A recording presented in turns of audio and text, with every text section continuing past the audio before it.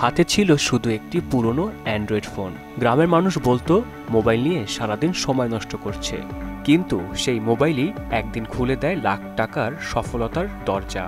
মাত্র 50 টাকায় শুরু হওয়া যাত্রা আজ ছুঁয়েছে লাখ টাকার ইনকাম।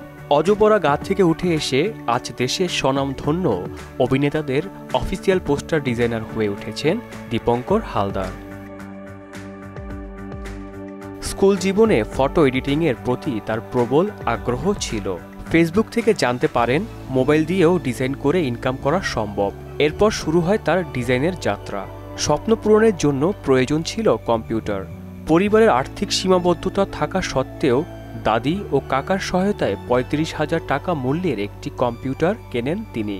এরপর থেকে আর পেছনে ফিরে তাকাতে হয়নি। গ্রামের সীমিত নেটওয়ার্কে দিনরাত কাজ করে ধীরে ধীরে তিনি সোশ্যাল মিডিয়ায় জনপ্রিয় হয়ে ওঠেন।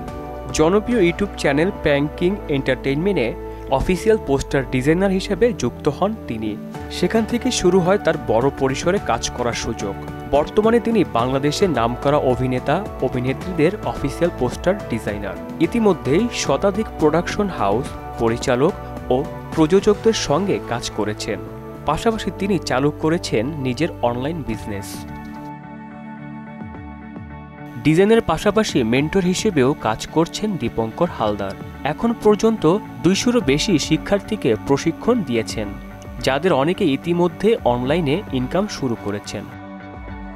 পড়াশোনার পাশাপাশি সে ডিজাইনের কাজ, যেমন পোস্টার ডিজাইনার, তারপর ইউটিউবের যে থাম্বনেল রয়েছে, এই কাজগুলো প্রথমে সে শিখলো। তার গ্রাফিক্স ডিজাইনের মাধ্যমে সে নাটক সহ সিনেমায় বিভিন্ন পোস্টার তৈরি করে থাকেন। তার যে এই গ্রাফিক ডিজাইনের কাজটি সে নিজে দক্ষ হয়েও সে থেমে থাকেনি। আর শুভকামনা বলতে আমি চাই, যেমন এখন আমাদের খুব বড় মাপের সুপারস্টার বর্তমানে শাকিব খান ভাই, তো এদের সিনেমার জন্য পোস্টার ডিজাইন করতে পারে। যেমন নাটকের কারোই বাদ নাই, মোশাররফ ভাই বলেন, তারপরে নিশু ভাই বলেন, তারপরে তৌসিফ বলেন, জোবান বলেন, তারপর আরশ খান বলেন। দীপঙ্করের কাকা বলেন, প্রথমে পড়াশোনা না করার কারণে আমরা অনেক গালমন্দ করেছি। অনেক মানুষ বলেছে মোবাইল নিয়ে থাকার কারণে নষ্ট হয়ে যাচ্ছে। অল্প কিছুদিন কম্পিউটারের কাজ শেখার পর নিজেই ফ্রিল্যান্সিং শুরু করে। আমরা যতটুকু ওর কাছ থেকে আশা করেছি তার চেয়েও বেশি করেছে, তাই আমরা সকলে খুশি। প্রথম একটা মোবাইল কিনে দিয়েছি, তার থেকে মোটামুটি নিজে কাজ করছে। আমরা তো বুঝতাম না, সারাদিন মোবাইল নিয়ে পড়ে থাকতো। অনেক সময় গালমন্দ করছে ওকে।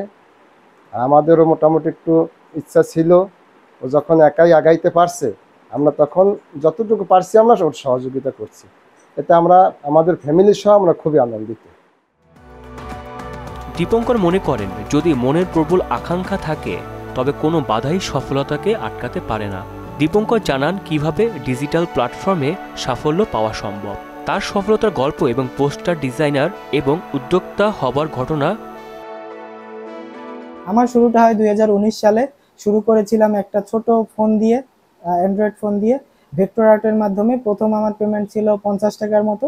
তো সেইটা থেকে একটা পর্যায়ে যখন বুঝলাম যে না, অনলাইনে ভালো কিছু করা সম্ভব, ডিজিটালি অনেক ভালো একটা সেকশন আছে যেখানে আপনি কাজ করলে ভালো কিছু করতে পারবেন, ওই জায়গা থেকে ফ্যামিলিকে, অনেক মধ্যবিত্ত ফ্যামিলি অনেক সুন্দরভাবে আমাকে বুঝাইতে হয়েছে যে এটা দিয়ে ভালো কিছু সম্ভব। কারণ তাদের মধ্যে একটা কিউরিসিটি ছিল যে এটা দিয়ে হয়তো ভালো কিছু নাও হইতে পারে, বা মানে জীবন ধ্বংস হয়ে যায়, গ্রামের মানুষের একটা মানে মতামত থাকে।